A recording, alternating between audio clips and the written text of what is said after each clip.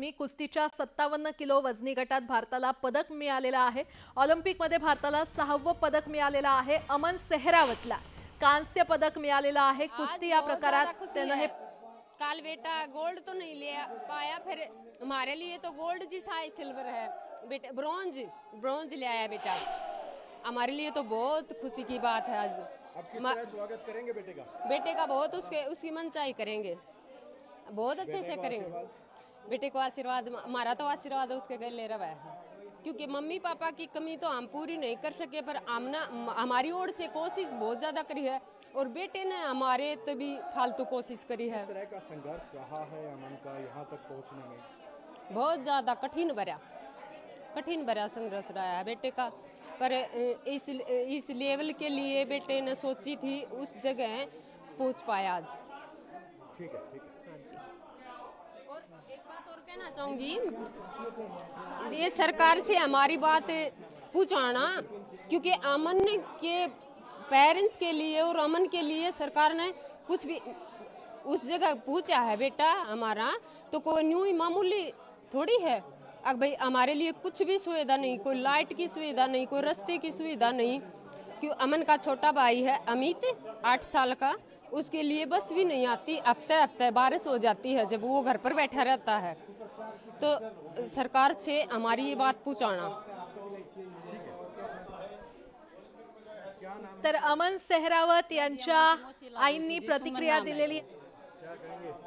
बहुत हमारे आशीर्वाद अमन के साथ है जी, और बहुत खुशी हुई। हमने गोल्ड मेडल से भी ऊपर के खुशी हुई है जी। आज गोल्ड तो नहीं आया जी, कहीं ना कहीं बच्चा टूट जाता है। नहीं जी, हमने दे माता पिता तो मैं उसकी बड़ी बहन हूँ, मेरी बहन तो वह हो गई थी जी, पर जी हमने बहुत बढ़िया वो करा से। मेरा बेटा मेरा बड़का ते भी ऊपर कर रखा से मना मन, और आज अमन ने जी हमारा कति दिल खुश कर दिया जी।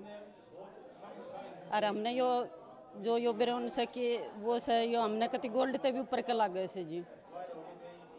परिवार में किस तरह की खुशी? परिवार खूब खुशी से है, गांव में भी खूब खुशी है, देश में भी खूब खुशी है जी।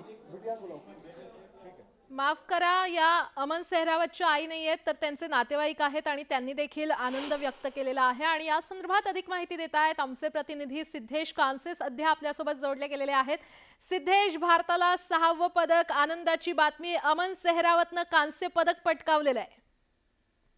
प्राजक्ता, शेवटची आशा होती शेवटचं पदक कोणाकडनं मिळेल, कारण ऑलमोस्ट भारताचं या ऑलिम्पिक मधलं जे आव्हान होतं ते आता संपत आलंय। सगळे क्रीडा प्रकारामध्ये आपण पार्टिसिपेट केलं, 5 मेडल आपल्याकडे होती आणि हे 6वं पदक अमन सेहरावतने आज मिळवून दिलं। आपण बघतोय गेले 2 दिवस भारतीय कुस्तीमध्ये एक अशी हे होती की विनेश फोगाटला पदक मिळालं नाही, त्याची एक खंत होती।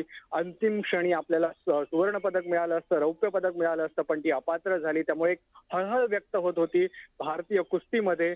पण ती कुठेतरी खंत होती आणि त्याचं दुःख होतं, ती जी सल होती ती भरून काढली आहे अमन सेहरावतने। 21 वर्षाचा भारताचा हा पैलवान पहिल्यांदा ऑलिम्पिक स्पर्धेमध्ये सहभागी झाला होता आणि त्यानं भारताला ब्रॉन्झ पदक मिळवून दिलंय। 2008 पासून सुशील कुमारनं भारतीय कुस्तीमध्ये एक परंपरा सुरू घालून दिली होती मेडल मिळवण्याचे। त्या परंपरेत आज अमन सेहरावत हे नाव सामील झालंय। भारतासाठी त्यानं कुस्तीमध्ये ब्रॉन्झ मेडल मिळवून दिलंय। निश्चितच सिद्धेश, जसं तुम्ही म्हणालात की गेल्या 2 दिवसांपासून एक निराशा भारतामध्ये पसरली होती की विनेश फोगाटला पदक मिळवता आलं नाही, मात्र आता अमन सेहरावतनं पदक मिळवलं। आणि जसं तुम्ही म्हटलात 2008 पासून ही परंपरा सुरू झालेली आहे, प्रत्येक ऑलिम्पिकमध्ये कुस्ती या प्रकारात पदक हे मिळतंच, त्यामुळे भारतीयांच्या आशा आता आणखी कुठे वाढणार आहेत? प्राजक्ता, आपली ऑलिम्पिक मोहीम संपत आली आहे। हा शेवटचा इव्हेंट होता ज्यात आपल्याला पदकाची आशा होती आणि अमन त्यावर खरा उतरलाय। आपण बघितलं रात्री नीरज चोप्राकडून आपण सुवर्ण पदकाची अपेक्षा करत होतो, पण ते सुवर्ण पदक थोडक्यात हुकलं। आपल्याला रौप्य पदकावर समाधान मानावं लागलं। आज ऍथलेटिक्स मध्ये आपण फायनलसाठी क्वालिफाय होऊ शकलो नव्हतो, त्यामुळे 12 वाजता अमन सेहरावतची मॅच जी होती त्याच्याकडे सगळ्यांचं लक्ष लागून राहिलं होतं। या मोहिमेची अखेर जी आहे ती पदकानं होईल का असं सर्वांनाच वाटत होतं आणि अमनने आपल्याला पदक मिळवून दिलंय.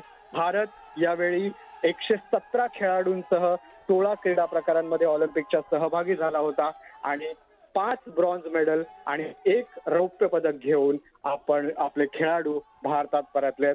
6 मेडलसह आपण या ऑलिम्पिकची सांगता केली आहे.